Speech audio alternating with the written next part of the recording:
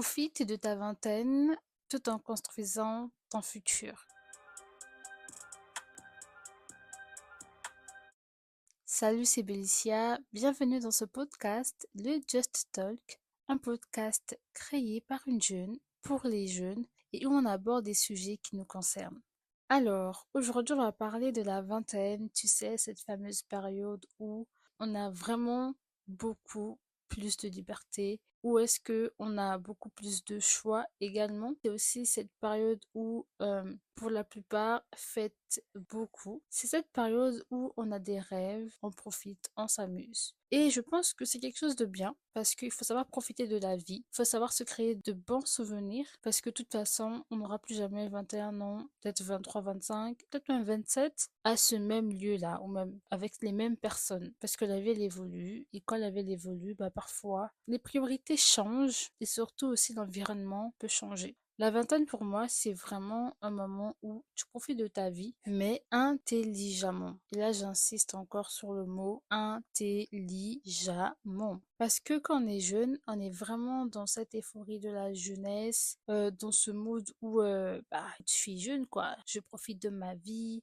Mais parfois, on oublie en fait notre futur. Et ce que je veux te dire à travers ce podcast, c'est vis mais intelligemment. Profite de ta jeunesse, mais intelligemment. Le but n'est pas que dans ta vingtaine, tu vis à fond, mais que arrivé par exemple à 45 ans ou peut-être 35 ans, tu commences à avoir des conséquences irréversibles dues au fait que tu as mal su gérer ta vingtaine. Le but, c'est pas ça. Le but, c'est de profiter de sa vingtaine, mais quand même arriver à 25 ans, se dire, ah, j'ai quand même bien vécu et tout, j'ai quand même profité de ma vingtaine, tout en n'ayant pas des conséquences en fait irréversibles. Je te donne un exemple. Imaginons que là, tu es dans ta vingtaine, allez, la best life, soirée. Parfois même, ça peut aller très loin, peut-être petite fumette. Imaginons que durant toute ta vingtaine, tu fais que ça. Tu vas arriver à 35 ans, tu vas carrément te choper un concert, peut-être du poumon. Là, c'est vraiment un exemple concret que je te donne pour comprendre ce que je suis en train de te dire quand je dis profite de ta jeunesse, mais intelligemment. Alors, comment profiter de sa jeunesse tout en construisant son avenir?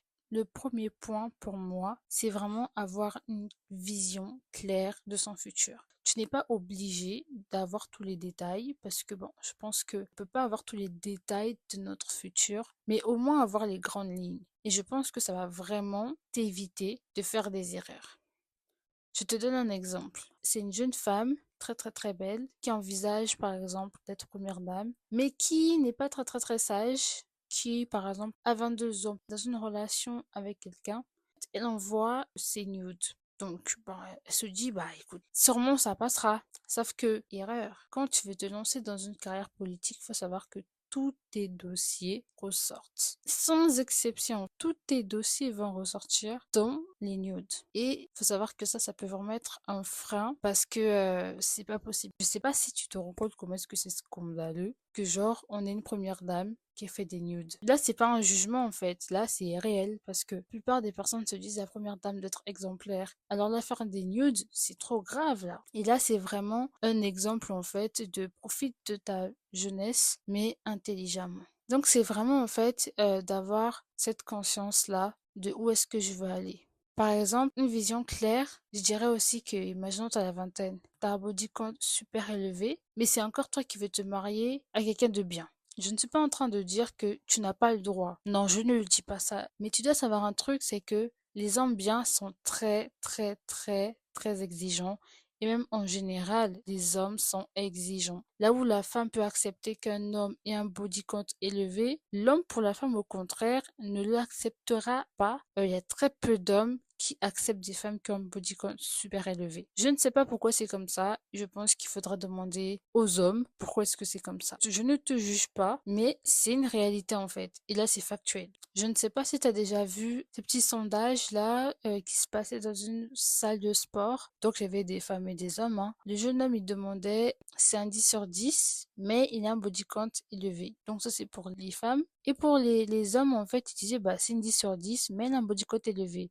Mais laisse tomber, en fait. Là, tu vois que les hommes et les femmes ne pensent vraiment pas de la même manière. Parce que pour les hommes, la plupart en tout cas, c'est une 10 sur 10, oui, mais un body count élevé, c'est non. Par contre, chez les femmes, c'était vraiment très différent parce que la plupart, c'était 110 sur 10, même si t'as un body count élevé, c'est pas grave.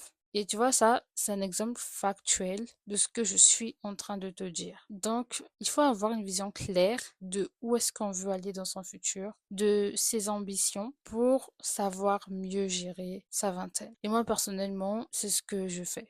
Je sais très bien où je veux aller. Donc, je sais qu'il y a des choses que je ne peux pas me permettre parce que ça ne coïncide tout simplement pas avec mes ambitions et je sais que ça peut me porter préjudice plus tard. Le point numéro 2, c'est de choisir son entourage. Je sais, tu vas me dire encore, mais je t'assure, ton entourage, mais c'est tellement important. Je t'invite à aller regarder l'épisode 1 parce que de toute façon, j'en ai en parlé dedans. Bon, là, je vais pas trop développer, mais en gros, choisis ton entourage parce que ça influence vraiment, mais vraiment ta vie. En matière d'entourage, moi j'ai rarement vu les bonnes personnes influencer les mauvaises personnes. Je ne dis pas que ça n'existe pas, sûrement ça existe. Dans les cas majeurs de ce que moi j'ai vu, c'est toujours les mauvaises personnes qui influencent les bonnes personnes. Alors, le point numéro 3, c'est de travailler sur son développement personnel. Profiter de sa vie, c'est bien, mais si tu profites de ta vie et que tu oublies, toi, de te développer, je pense que c'est quand même grave. La vingtaine, c'est vraiment la meilleure période de sa vie où on peut vraiment tout apprendre.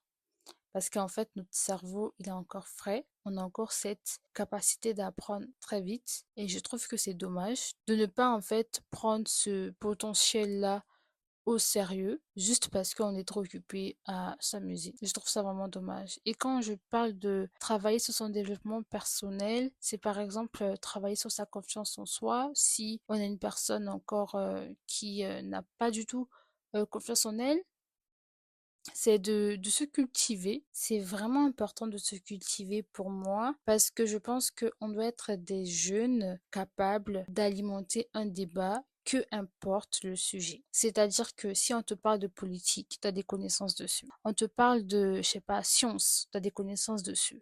On te parle de physique, tu as des connaissances dessus. On te parle même de mode, tu as des connaissances dessus. En fait, il faut se cultiver. Cultive-toi au maximum, développe ta capacité intellectuelle. Tu sais que lire, c'est super important parce que ça développe ta capacité intellectuelle, ton sens de l'analyse, l'esprit de synthèse. Ça développe aussi l'autocritique. Ça développe beaucoup, mais beaucoup de choses. Et si tu n'aimes pas lire, écoute des podcasts. Il y a des podcasts qui parlent de faits culturels.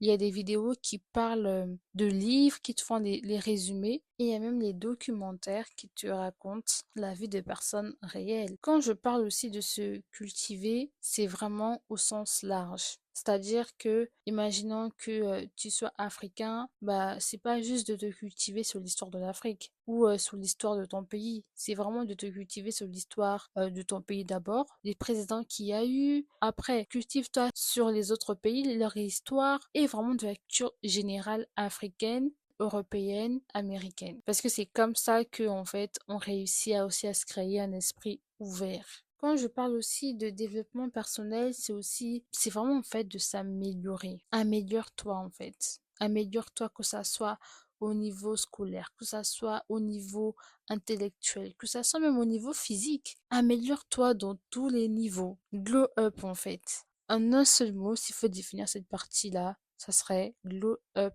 dans tous les domaines de ta vie. C'est le moment en fait. Alors, on va passer au point numéro 4.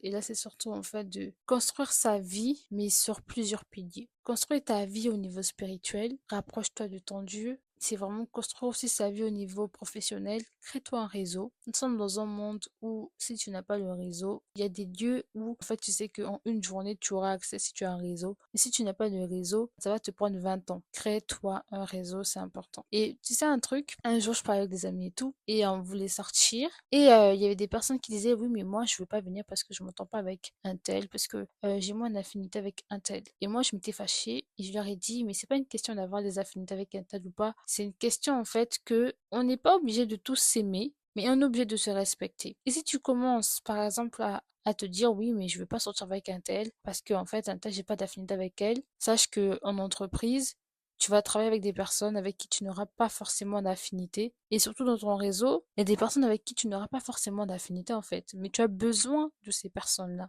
Donc je pense qu'au bout d'un moment, il faut savoir avoir de l'intelligence émotionnelle.